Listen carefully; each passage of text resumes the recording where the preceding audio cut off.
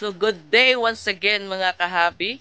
So, nandito ako sa munting palaisdaan ko at kakabili ko lang ng swordtail kahapon mga kahabi. Kaso, akala ko 7 sword lahat yung swordtail na nabili ko. Pero, may mga common swordtail lang pala. Tapos, dalawa lang yung 7 sword na nabili ko. So, papakita ko sa inyo yung video clips kahapon nung nakuha ko yung short tail na nabili ko.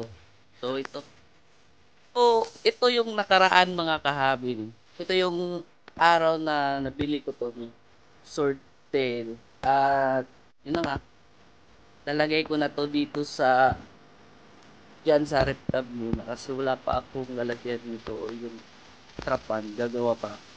So, yun. So, tara. Lagay na natin to sa rep tab yung ano.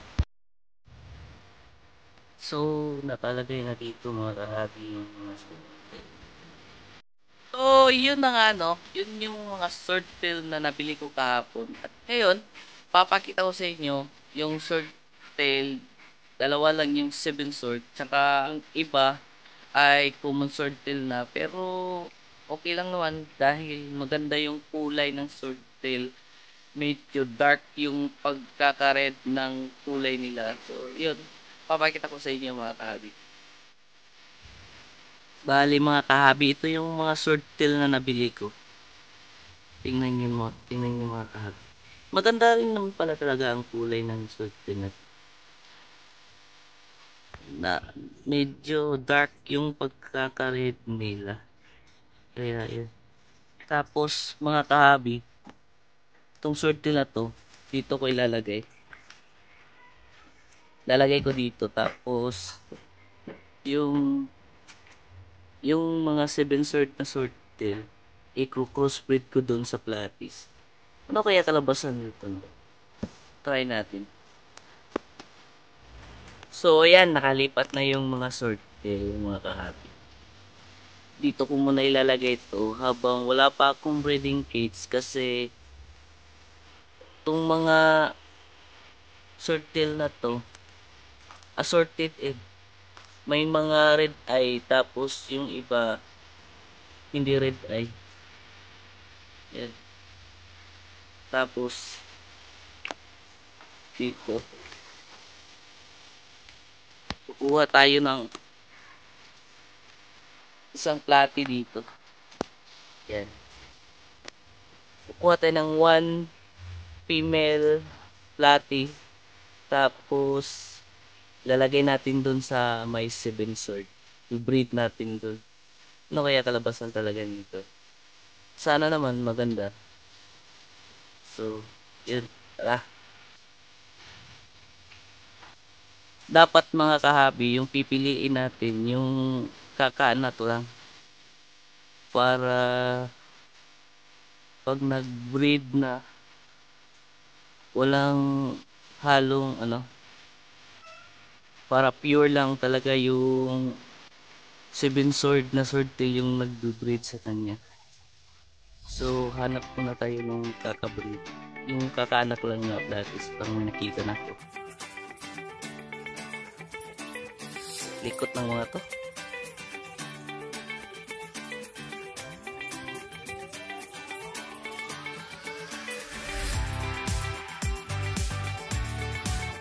So, ito yung napili kong practice mga kahabi. Tapos, try natin ilagay dito yung 7 sword na lalaki at saka 7 sword na female. Ayan. So, ito yung female 7 sword sword tail. Tapos yung male. Saka yung female platis. Yan. Crossbreed natin yan mga kahabi. Try natin anong kalabasan nito. Yan, lagyan na natin.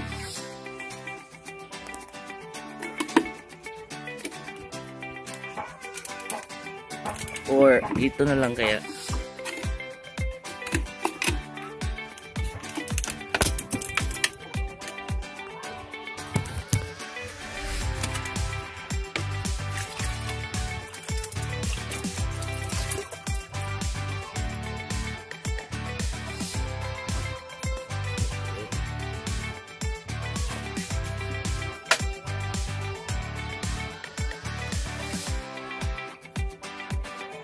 So mga kahabi, tapos ko nang i-set up at saka pag haluin yung i-crossbreed natin na Platis at saka 7-sword na swordtail.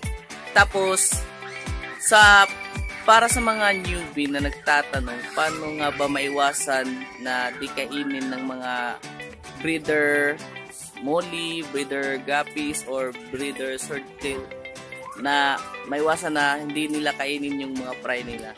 So, ito, papakita ko sa inyo kung ano-ano yung mga klase na gagawin nyo para hindi makain yung mga fry.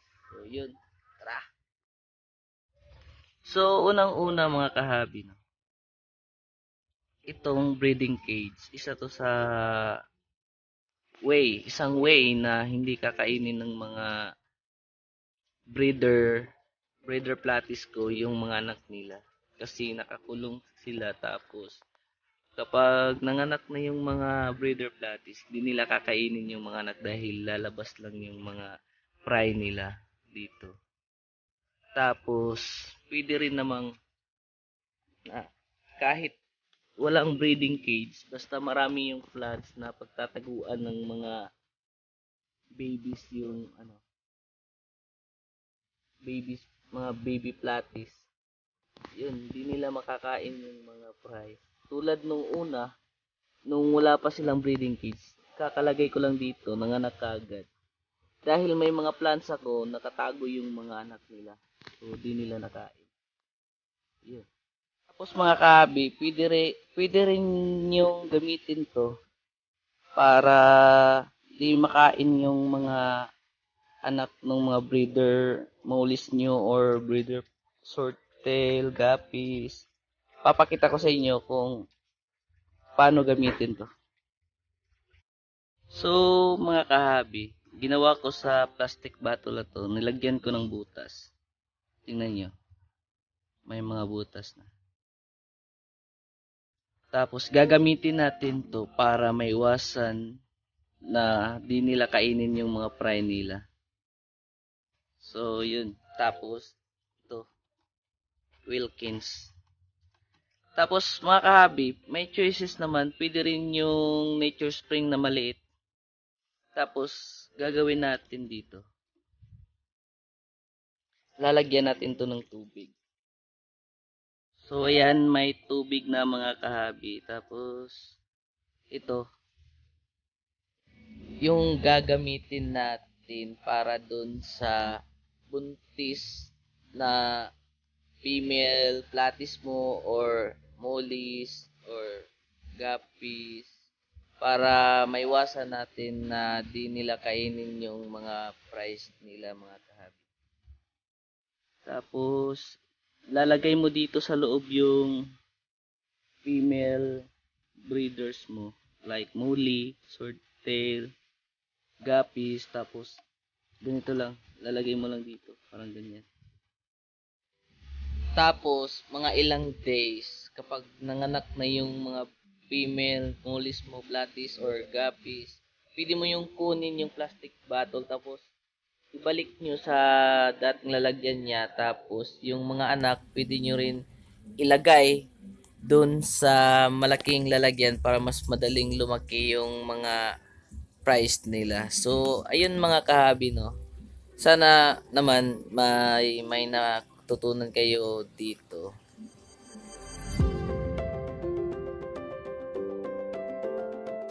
So, nandito ako sa palisdaan ni Kuya Junjun. Tingnan nyo yung method niya para hindi kainin yung mga price niya. So, yun yung price nasa labas. Ito pa, may pa dito. Tapos, yun. Ito, gamit niya lang yung itim na net mga kahabi. Tingnan niya lang. So, that's it for today's vlog mga kahabi. Sana na-enjoy yung video ko ngayon at huwag kalimutang i-like ang video, mag-comment sa mga tanong nyo at i-share, at kung hindi ka pa nakapag-subscribe, subscribe na at maging updated sa mga susunod na videos na i-upload ko. I-ring nyo na rin yung bell mga kahabi. So, see you on the next video mga kahabi.